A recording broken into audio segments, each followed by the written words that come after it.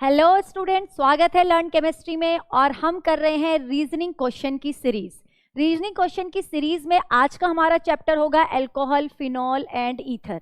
इस चैप्टर में से कौन कौन से रीजनिंग के क्वेश्चन बनते हैं और आपको उन क्वेश्चन के आंसर कैसे एग्जाम में लिखने हैं विद पर्टिकुलर कीवर्ड, वही डिस्कस करेंगे हम आज की वीडियो में। चलिए स्टार्ट करते हैं। तो पहला क्वेश्चन बन रहा है यहाँ पर कि जो बॉन्ड लेंथ होती है फिनॉल के अंदर, कौन से बॉन्ड लेंथ की बात कर रहा है? COH बॉन्ड के बॉन्ड लेंथ की बात कर रहा है। देखिए ये फिनॉल है, ये कार्बन है बेंजीन का।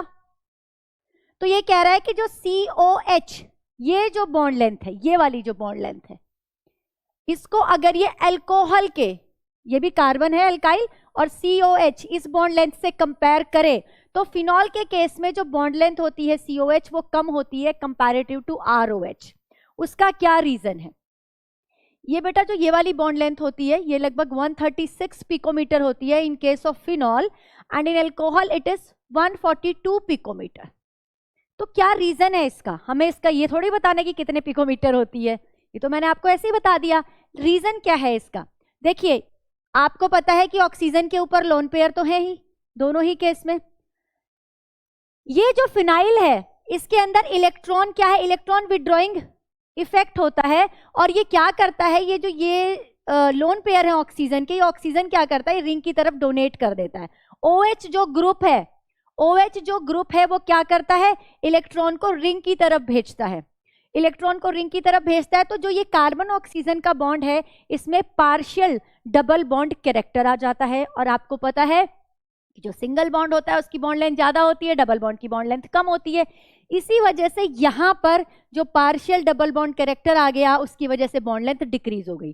तो मैम यहाँ पर भी तो ऑक्सीजन के पास लोन पेयर है, ये भी तो इधर जाएंगे, लेकिन बेटा यहाँ पर क्या जुड़ा हुआ है? आर जुड़ा हुआ है।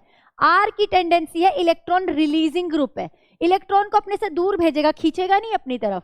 तो ये इलेक्ट्रॉन को इधर लेना ही नहीं चाहेगा, तो लेना नहीं चाहेगा तो ये बॉन्ड सिंगल बॉन्ड की तरह ही बिहेव करेगा, तो इसकी जो बॉन्ड लेंथ है वो ज्यादा हो जाएगी। क्लियर है ये बात?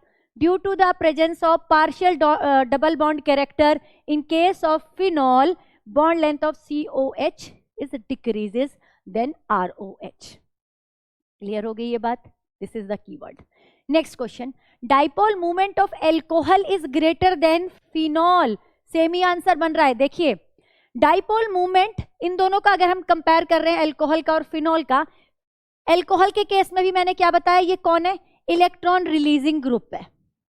इलेक्ट्रॉन को किधर भेज रहा है? ऑक्सीजन की तरफ भेज रहा है, राइट? ऑक्सीजन की तरफ भेज रहा है तो इसका एक डाइपोल मूवमेंट शो करेगा ये। लेकिन यहां पर ये जो डाइपोल मूवमेंट शो करेगा, अगर मैं इसकी बात करूं तो ये जो फिनाइल रिंग है, this phenyl ring behave as a electron withdrawing group, और ये इलेक्ट्रॉन को अपनी तरफ खींचेगी, जिस वजह से ऑक्सीजन के ऊपर जितनी इलेक्ट्रॉन डेंसिटी होनी चाहिए थी उससे कम हो जाएगी। Electron density increases on oxygen due to the electron withdrawing effect of phenyl ring, right? इसी वजह से जो डाइपोल मूवमेंट है इस केस में ज्यादा होगा, क्योंकि एक ही डायरेक्शन में जा रहे हैं इलेक्ट्रॉन, और यहां पर इलेक्ट्रॉन पीछे की तरफ भी, बैकवर्ड भी खिंच रहा है। इस वजह से यहां पर जो डाइपोल मूवमेंट होगा वो कम होगा। क्लियर है? फिनॉल में डाइपोल मूवमेंट कम होता है comparative to alcohol due to the electron withdrawing effect of phenyl ring. This is the keyword, right? अब हम बात करते हैं अगले क्वेश्चन की। अगला क्वेश्चन हमें क्या कह रहा है? Boiling point of alcohol is more than the hydrocarbon. देखो बेटा जो अल्कोहल होता है, ROH अगर मैं लिख रही हूं इसको, तो अल्कोहल के अंदर ना आपस में ये क्या बनाते हैं? इंटरमोलिकुलर हाइड्रोजन बॉन्ड प्रेजेंट होता है। अल्कोहल के मॉलिक्यूल एक दूसरे से हाइड्रोजन बॉन्ड से जुड़े होते हैं, और इस हाइड्रोजन बॉन्ड को ब्रेक करने में ज्यादा एनर्जी लगती है, इसीलिए जो बॉइलिंग पॉइंट होता है अल्कोहल का ज्यादा होता है। हाइड्रोकार्बन में हाइड्रोजन बॉन्ड होते ही नहीं है, तो आंसर क्या आएगा? Boiling point of alcohol is more than the hydrocarbon because alcohol have intermolecular hydrogen bond which increases its boiling point. Right? अगला क्वेश्चन क्या कह रहा है हमें? Order of boiling point alcohol, aldehyde, ether और एल्केन ये हमें दिए हुए हैं 4 कंपाउंड और इनका हमें बॉइलिंग पॉइंट का ऑर्डर लिखना है। देखिए अल्कोहल का बॉइलिंग पॉइंट सबसे ज्यादा होता है, देन एल्डिहाइड, देन ईथर और देन एल्केन। रीजन, अल्कोहल के अंदर क्या है, अल्कोहल के अंदर प्रेजेंट है हाइड्रोजन बॉन्डिंग। हाइड्रोजन बॉन्डिंग जो है वो वॉन डेर वाल फोर्स और डाइपोल डाइपोल इंटरेक्शन से स्ट्रॉन्ग फोर्स होती है, इसलिए अल्कोहल के अंदर हाइड्रोजन बॉन्डिंग प्रेजेंट है। अगर मैं एल्डिहाइड की बात करूं तो इसके अंदर प्रेजेंट है डाइपोल डाइपोल इंटरेक्शन, ठीक है। ईथर के अंदर भी डाइपोल इंटरेक्शन है, लेकिन बेटा कम है, comparative to aldehyde dipole interaction यहां पर कम होता है। दोनों तरफ से आ रहे हैं एल्काइल ग्रुप, दोनों तरफ से इलेक्ट्रॉन रिलीजिंग ग्रुप आ रहे हैं, इसलिए यहां पर डाइपोल इंटरेक्शन क्या हो जाता है, कम हो जाता है। उसके बाद आया एल्केन। एल्केन में होती है van der Waal force, van der Waals force. तो हाइड्रोजन बॉन्डिंग सबसे स्ट्रॉन्ग बॉन्डिंग होती है।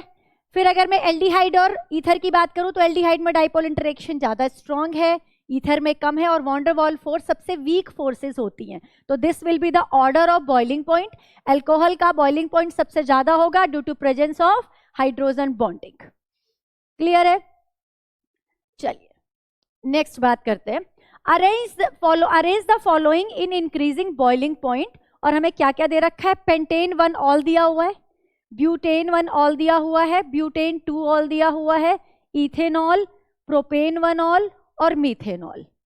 कल की वीडियो में भी मैंने ये चीज डिस्कस की थी, जो बॉइलिंग पॉइंट होता है वो किस चीज पर डिपेंड करता है, बॉइलिंग पॉइंट डिपेंड करता है मोलर मास पर, प्रोपोर्शनल होता है मोलर मास के, जितना ज्यादा मोलर मास उतना ज्यादा बॉइलिंग पॉइंट।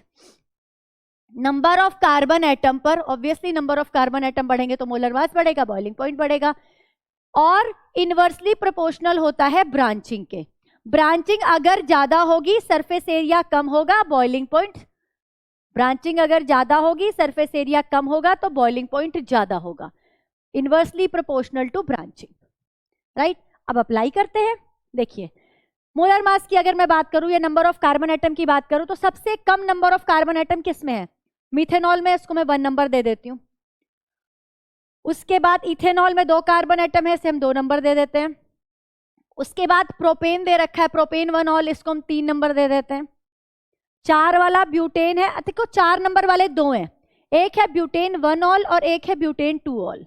एक तो है बेटा ये ब्यूटेन 1 ऑल और दूसरा है ब्यूटेन 2 ऑल। तो यहां पर ब्रांचिंग हो गई, और ब्रांचिंग क्या करता है, ब्रांचिंग से क्या होती है, बॉइलिंग पॉइंट डिक्रीज होता है। तो अगर मैं इन दोनों को कंपेयर करूं तो किसका बॉइलिंग पॉइंट ज्यादा होगा, भाई सबसे कम बॉइलिंग पॉइंट तो इसका है, जिसमें सबसे कम नंबर है कार्बन के। उसके बाद इसका हुआ, उसके बाद इसका हुआ प्रोपेन 1 ऑल का। इन दोनों में किसका बॉइलिंग पॉइंट कम होगा, इसका बॉइलिंग पॉइंट कम होगा, तो 4 नंबर हम इसको दे देते हैं, ब्यूटेनॉल 2 ऑल, ब्यूटेन 2 ऑल को। फिर इससे ज्यादा बॉइलिंग पॉइंट इसका है, नंबर उतने ही है लेकिन ब्रांचिंग नहीं है, ब्रांचिंग नहीं है तो बॉइलिंग पॉइंट ज्यादा है, इसको 5 नंबर देते हैं। ये है पेंटेन 1 ऑल, सबसे ज्यादा कार्बन है, इसको हम 6 नंबर देते हैं। तो इसको हमने इंक्रीजिंग बॉइलिंग पॉइंट में करना है, तो दिस 5 इसी फॉर्म में लिखा हुआ है, इसको मैं नीचे लिखती हूँ, ओके। नंबरिंग तो मैंने कर ही दी थी। अब सबसे ज्यादा बॉइलिंग पॉइंट होगा 6 का, देन 5 का, देन आपका 4 आ जाएगा, देन आपका 3 आ जाएगा, देन आपका 2 आ जाएगा, देन आपका 1 आ जाएगा। यानी कि सबसे ज्यादा बॉइलिंग पॉइंट होगा पेंटेन 1 ऑल का, उसके बाद ब्यूटेन 1 ऑल आएगा, उसके बाद ब्यूटेन 2 ऑल आएगा, उसके बाद प्रोपेन 1 ऑल आएगा, उसके बाद इथेनॉल आएगा और उसके बाद मीथेनॉल आएगा। मैंने जो नंबरिंग की है वो बॉइलिंग पॉइंट के बेस पर ही करी, मतलब उसी से टाइप से अरेंज किया है। तो सबसे ज्यादा बॉइलिंग पॉइंट जिसमें सबसे ज्यादा कार्बन एटम प्रेजेंट है, पेंटेन 1 ऑल। ठीक है, ये कंसेप्ट समझ में आ गया। अगले क्वेश्चन की तरफ चलते हैं। आगे कह रहा है हमें acidity of alcohol is as follows, कि 1 डिग्री एल्कोहल की एसिडिटी सबसे ज्यादा होती है, देन 2 डिग्री की होती है, देन 3 डिग्री की। वाई? तो बेटा किस चीज पर डिपेंड करती है एसिडिटी एल्कोहल की? देखो मैं यहाँ पर तीनों 1 डिग्री, 2 डिग्री और 3 डिग्री आपको बनाकर दिखाती हूँ। देखिए ये एक 1 डिग्री एल्कोहल मैंने बनाया,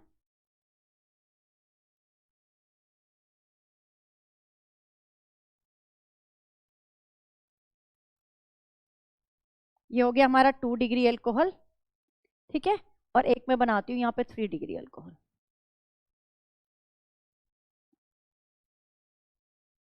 this is are 3 degree alcohol. 3 degree carbon से जब OH जुड़ा होता है उसको 3 डिग्री एल्कोहल कहते हैं, राइट।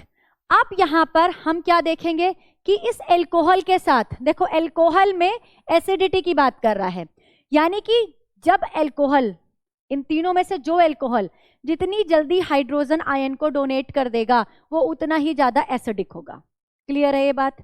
तो इन एल्कोहल को क्या देना है? हाइड्रोजन आयन को डोनेट करना है, सॉरी, H पॉजिटिव आयन को जो आसानी से डोनेट कर देगा। भाई जो H आयन देते हैं उनको हम एसिड कहते हैं ना, तो इनमें से जो H आयन सबसे जल्दी दे देगा वो उतना ही ज्यादा एसिडिक होगा। अब इस H आयन को देने में हेल्प कौन करने वाला है? जो इसके साथ जुड़े हुए ग्रुप हैं वो इस चीज पर इफेक्ट डालेंगे कि वो H आयन जल्दी देगा या देर से देगा। कैसे? ये CH3 जुड़ा हुआ है, एक CH3 कैसा है? ये इलेक्ट्रॉन रिलीजिंग ग्रुप है। कैसा है बेटा? इलेक्ट्रॉन रिलीजिंग ग्रुप है। इलेक्ट्रॉन को कहां भेजेगा? ऑक्सीजन के ऊपर भेज रहा है। ऑक्सीजन के ऊपर भेज रहा है, ऑक्सीजन पर पहले ही लोन पेयर प्रेजेंट है, और ये क्या कर रहा है? इलेक्ट्रॉन को, और इलेक्ट्रॉन की डेंसिटी ऑक्सीजन के ऊपर क्या कर रहा है? इंक्रीज कर रहा है। अच्छा एक चीज और बताती हूं, यहाँ पे ये H आयन जाना क्यों चाहता है छोड़कर इसको? ऑक्सीजन को छोड़कर ये H आयन जाना क्यों चाहता है? मैंने पहले भी बोला था कि जो oxygen it is more electronegative than hydrogen. तो ये जो बॉन्ड है वो पोलर है। ये बॉन्ड में पोलैरिटी जितनी ज्यादा होगी हाइड्रोजन आयन उतनी ही जल्दी निकल जाएगा। ये बात समझ में आ गई? ये बात समझ में आ गई? बॉन्ड की polarity is the responsible factor for this acidity. Acidity किस वजह से होती है? H आयन देने से होती है। जो मॉलिक्यूल आसानी से H आयन दे देगा वो उतना ही ज्यादा एसिडिक होगा। लेकिन H आयन क्यों निकल रहा है? क्योंकि O और H के बीच का जो बॉन्ड है वो पोलर है। जितनी ज्यादा पोलैरिटी उतनी ही आसानी से हाइड्रोजन आयन बाहर निकल जाएगा। पोलैरिटी को डिसाइड कौन करेगा? पोलैरिटी को डिसाइड करेंगे ये ग्रुप। पोलैरिटी को डिसाइड करेंगे ये ग्रुप। देखते हैं कैसे। यहां पर इलेक्ट्रॉन रिलीजिंग ग्रुप एक है, तो ये क्या करेगा? इलेक्ट्रॉन की डेंसिटी को यहां पर बढ़ाएगा। इलेक्ट्रॉन की डेंसिटी को जब ये बढ़ाएगा तो जब इसके पास इलेक्ट्रॉन आ जाएंगे, और इधर से भी मिल रहे हैं इसको इलेक्ट्रॉन, तो वो हाइड्रोजन से लेता हुआ थोड़ा, कि चलो हाइड्रोजन से नहीं लेते, हाइड्रोजन और ऑक्सीजन के बीच में जो रस्साकसी हो रही है ना इलेक्ट्रॉन को खींचने की, वो थोड़ी कम हो जाएगी। बात समझ में आ रही है? Oxygen is more electronegative. वो क्या चाहता है? वो ये चाहता है कि जो ऑक्सीजन और हाइड्रोजन के पास शेयर्ड इलेक्ट्रॉन हैं इनको मैं अपनी तरफ खींच लूं, अपनी तरफ रख लूं, और नेगेटिव चार्ज लेकर H पॉजिटिव को बाहर निकाल दूं।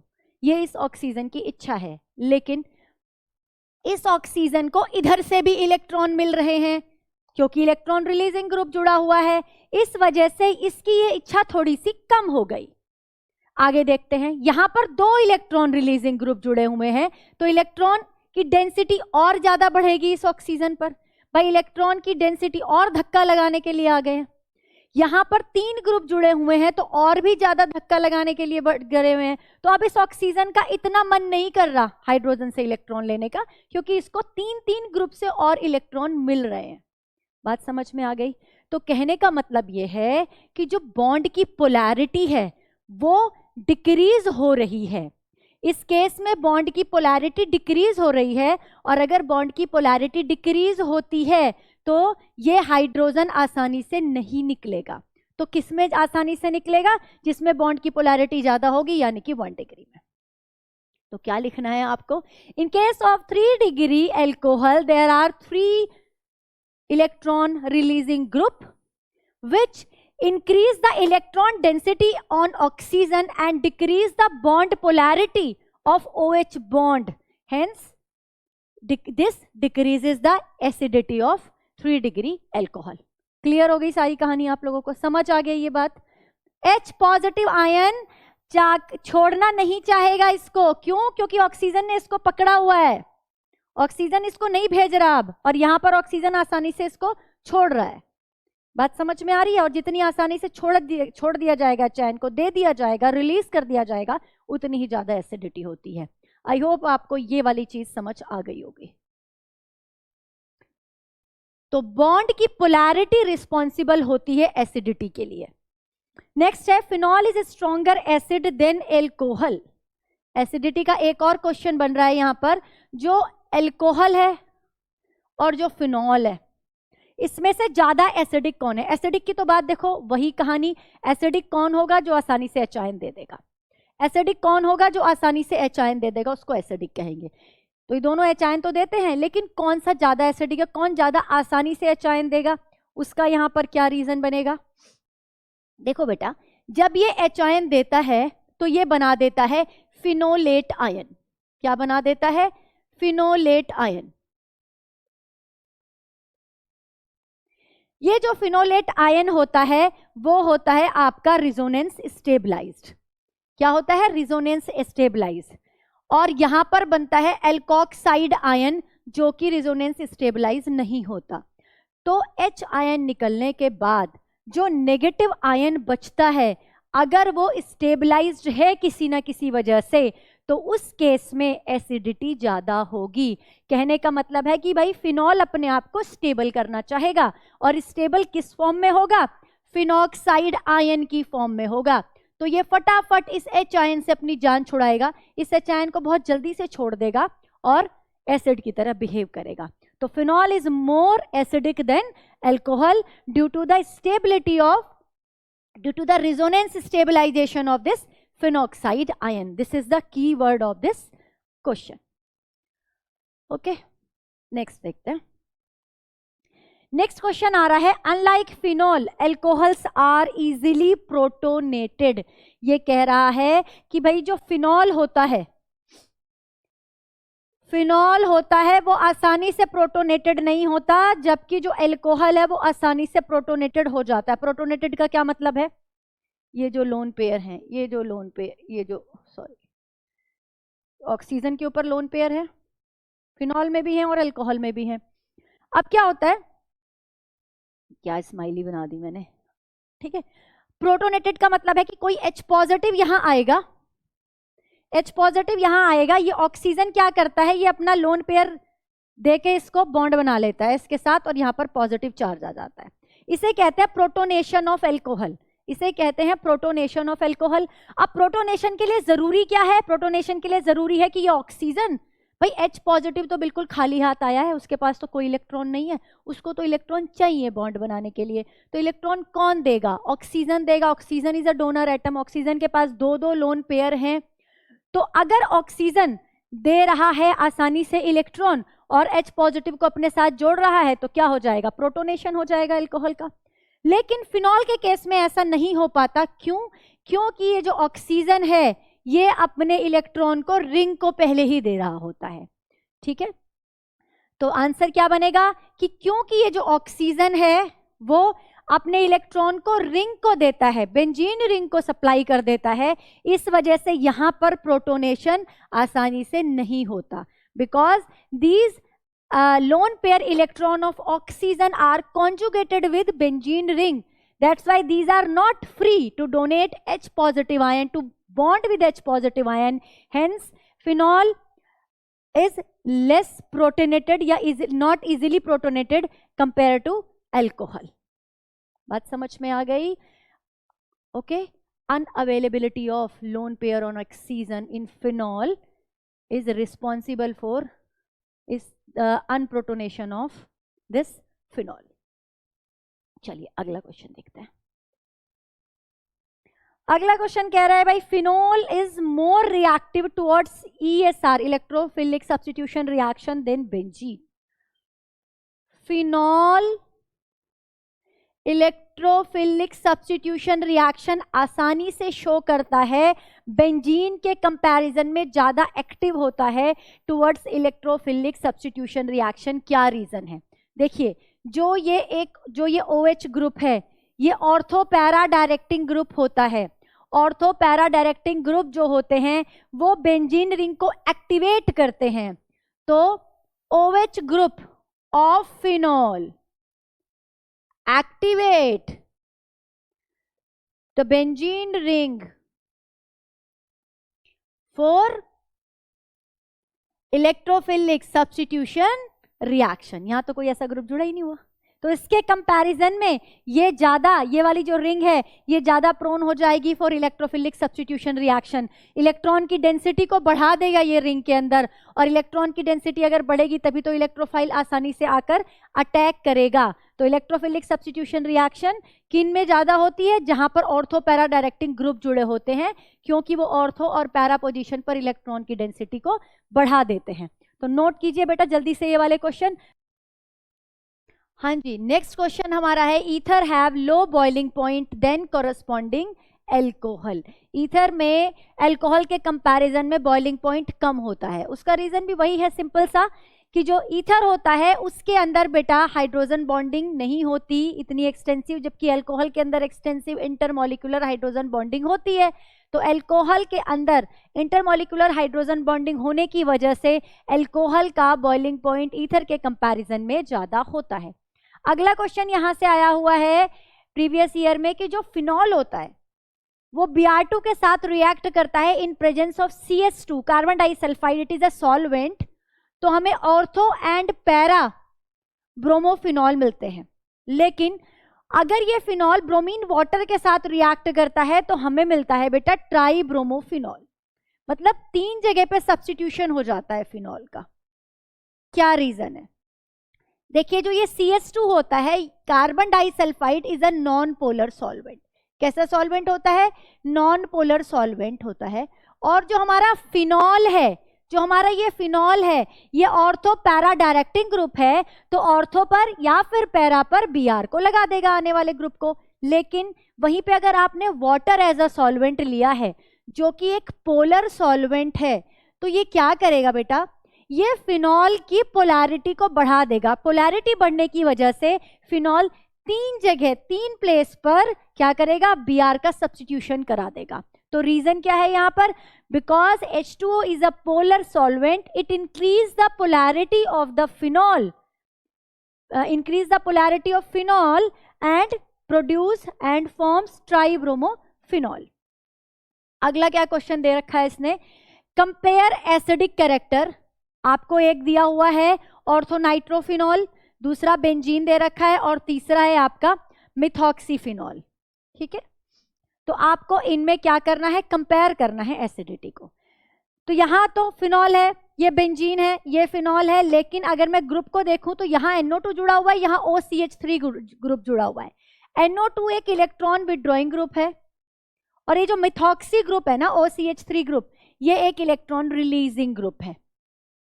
और हमें ये पता है कि जो इलेक्ट्रॉन विड्रॉइंग ग्रुप होते हैं वो एसिडिटी को बेटा इंक्रीज कर देते हैं। इलेक्ट्रॉन विड्रॉइंग ग्रुप एसिडिटी को इंक्रीज कर देंगे। ये इलेक्ट्रॉन को अपनी तरफ खींचेगा, ऑक्सीजन के पास से भी अपनी तरफ खींचेगा, इधर की तरफ खिंचाव आएगा रिंग के अंदर। तो ऑक्सीजन क्या करेगा? हाइड्रोजन से अपने जो शेयर्ड इलेक्ट्रॉन है उनको खींच के फटाफट हाइड्रोजन को बाहर निकाल देगा, एसिडिटी बढ़ जाएगी।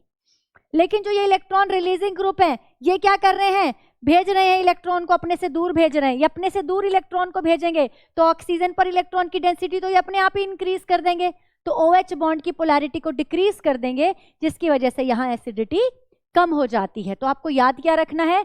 इलेक्ट्रॉन विड्रॉइंग ग्रुप अगर जुड़ा हुआ है, आपको एग्जाम में वहां क्या देखना है कि जो ग्रुप जुड़ा हुआ है वो इलेक्ट्रॉन विड्रॉइंग है या इलेक्ट्रॉन रिलीजिंग है। अगर इलेक्ट्रॉन विड्रॉइंग ग्रुप जुड़ा हुआ है तो एसिडिटी इंक्रीज हो जाएगी, अगर इलेक्ट्रॉन रिलीजिंग ग्रुप जुड़ा हुआ है तो एसिडिटी डिक्रीज हो जाएगी। तो देखो यहाँ इलेक्ट्रॉन विड्रॉइंग ग्रुप जुड़ा है तो इन दोनों के कंपैरिजन में इसकी एसिडिटी सबसे ज्यादा। इन दोनों की बात करूं तो ये, सॉरी बेंजीन की जगह यहाँ पर फिनॉल लिखो, सिंपल फिनॉल। अगर मैं इन दोनों की कंपेयर करूं तो ये तो एसिडिटी को घटा रहा है ना, तो फिनॉल जो सिंपल फिनॉल है जिस पर इलेक्ट्रॉन रिलीजिंग ग्रुप नहीं जुड़ा हुआ, इसकी एसिडिटी ज्यादा होगी। तो क्या होगा? ऑर्थोनाइट्रोफिनॉल की एसिडिटी सबसे ज्यादा, देन फिनॉल और देन दिस मिथॉक्सीफिनॉल, राइट। अगला क्वेश्चन देखते हैं। आगे ये कह रहा है tertiary alkyl halide react with sodium ethoxide formed alkene instead of ether. ये क्वेश्चन कहां से आया है? ये आया है क्वेश्चन विलियमसन सिंथेसिस से। विलियमसन सिंथेसिस याद है आपको? विलियमसन सिंथेसिस क्या करती है? ये एल्काइल हैलाइड की रिएक्शन एल्कोक्साइड के साथ कराती है। किसी सोडियम एल्कोक्साइड या पोटेशियम एल्कोक्साइड के साथ रिएक्शन हो जाएगी और आपको यहां पर ईथर मिल जाएगा। This is the Williamson synthesis. Williamson synthesis में जो आप ये एल्कोक्साइड लेते हो, ये जो एल्कोक्साइड होता है ये एक स्ट्रॉन्ग न्यूक्लियोफाइल होता है और ये एक स्ट्रॉन्ग बेस भी होता है। ठीक है, तो ये क्या करता है, स्ट्रॉन्ग न्यूक्लियोफाइल है तो ये न्यूक्लियोफिलिक सब्स्टिट्यूशन करेगा, स्ट्रॉन्ग बेस है तो ये एलिमिनेशन भी कर सकता है। इसके ये दोनों काम कर सकता है, ये स्ट्रॉन्ग बेस भी है और स्ट्रॉन्ग न्यूक्लियोफाइल भी है। लेकिन रिएक्शन में ये बिहेव कैसे करेगा, या तो ये स्ट्रॉन्ग बेस की तरह करेगा या स्ट्रॉन्ग न्यूक्लियोफाइल की तरह। तो कैसे करेगा, ये डिपेंड करेगा कि आप किसके साथ रिएक्शन करा रहे हो, इसका रिएक्टेंट कौन है। अगर 1 डिग्री एल्काइल हैलाइड हम लेते हैं रिएक्शन के अंदर तो यहां पर सब्स्टिट्यूशन रिएक्शन हो जाएगी और ईथर बन जाएगा। लेकिन वहीं अगर आपने 3 डिग्री एल्काइल हैलाइड ले लिया तो 3 डिग्री एल्काइल हैलाइड की वजह से, क्योंकि 3 डिग्री एल्काइल हैलाइड आसानी से क्या बना सकता है, स्टेबल कार्बोकेटाइन बना सकता है। तो जो ये NaOR है, जो एल्कोक्साइड आयन है, ये क्या करेगा, स्ट्रॉन्ग बेस के साथ बिहेव करेगा, स्ट्रॉन्ग बेस की तरह बिहेव करेगा और एलिमिनेशन रिएक्शन शो करेगा। एलिमिनेशन रिएक्शन शो करेगा तो एल्कीन बन जाएगी, प्रोडक्ट क्या बन जाएगा, एल्कीन बन जाएगा। एलिमिनेशन रिएक्शन प्रीडोमिनेट कर जाएगी सब्स्टिट्यूशन पर, राइट। तो अगर आपने 1 डिग्री एल्काइल हैलाइड लिया तो सब्स्टिट्यूशन होगा और ईथर बनेगा। अगर आपने 3 डिग्री एल्काइल हैलाइड लिया तो एलिमिनेशन होगा और एल्कीन बनेगा। अब क्वेश्चन पे वापस आते हैं, ये कह रहा है टर्शरी एल्काइल हैलाइड लिया था हमने, टर्शरी एल्काइल हैलाइड बना लेते हैं एक। इसने क्या लिया, ये टर्शरी एल्काइल हैलाइड लिया, ठीक है, और इसकी रिएक्शन इसने कराई सोडियम इथॉक्साइड के साथ, तो कह रहा है एल्कीन बनेगी। तो बेटा जब ये टर्शरी ग्रुप है, टर्शरी एल्काइल हैलाइड है, तो यहां पर क्या होगा, ये किसकी तरह बिहेव करेगा, स्ट्रॉन्ग बेस की तरह बिहेव करेगा और हाइड्रोजन को यहां से छीनने की कोशिश करेगा, एब्स्ट्रैक्शन करेगा। ठीक है, तो क्या बन जाएगा, ये Cl निकलकर यहां पर पॉजिटिव आ गया, यहां से हाइड्रोजन कौन खींच लेगा, एल्कोक्साइड आयन खींच लेगा और क्या बन जाएगा, CH3 डबल बॉन्ड CH2, साथ में क्या बन गया, C2H5OH प्लस NaCl। भाई इस Cl को निकाल के पहले इस पर पॉजिटिव चार्ज आ गया कार्बोकेटाइन और इसने क्या बना दिया, OC2H5 नेगेटिव, NaCl अलग हो गया। अब ये OC2H5 नेगेटिव स्ट्रॉन्ग बेस की तरह बिहेव करके इनसे हाइड्रोजन को खींच लेगा। किसी से भी निकाल सकते हो आप हाइड्रोजन, एक हाइड्रोजन यहां से निकल जाएगी तो क्या बन जाएगा, एल्कीन बन जाएगी। तो अगर आप टर्शरी लेते हैं तो एलिमिनेशन प्रीडोमिनेट और ओवर सब्स्टिट्यूशन, याद रखेंगे, बहुत इंपॉर्टेंट क्वेश्चन है ये आपको रीजनिंग में भी पूछ सकता है या फिर रिएक्शन जो कंप्लीट कराते हैं वहां पर भी ये क्वेश्चन आ सकता है विलियमसन सिंथेसिस से। अगला लास्ट क्वेश्चन है हमारा इस चैप्टर का, वो ये कह रहा है alcohol are weak acid than water. देखते हैं कैसे, मतलब जो वाटर है, हमें तो ये लगेगा ना वाटर ज्यादा एसिडिक है अल्कोहल के कंपैरिजन में, प्रूव करते हैं इसको कैसे। ये अल्कोहल है और ये वाटर है, दोनों के ऊपर ऑक्सीजन के ऊपर क्या है बेटा, लोन पेयर है। एसिडिटी किस चीज पर डिपेंड करती है, कितनी आसानी से H आयन टूट जाए, कितनी आसानी से H पॉजिटिव आयन दे दे। जितनी आसानी से H पॉजिटिव आयन देगा वो उतना ही ज्यादा एसिडिक होगा, बार बार हम यही बात कर रहे हैं।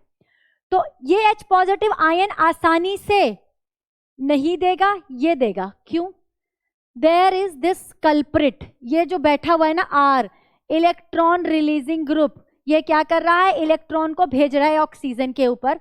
ऑक्सीजन के ऊपर क्या कर रहा है, इलेक्ट्रॉन डेंसिटी को इंक्रीज कर रहा है। OH बॉन्ड पोलैरिटी को डिक्रीज कर रहा है। बॉन्ड की पोलैरिटी डिक्रीज हो रही है तो बॉन्ड मुश्किल से टूटेगा, एसिडिटी को डिक्रीज कर रहा है।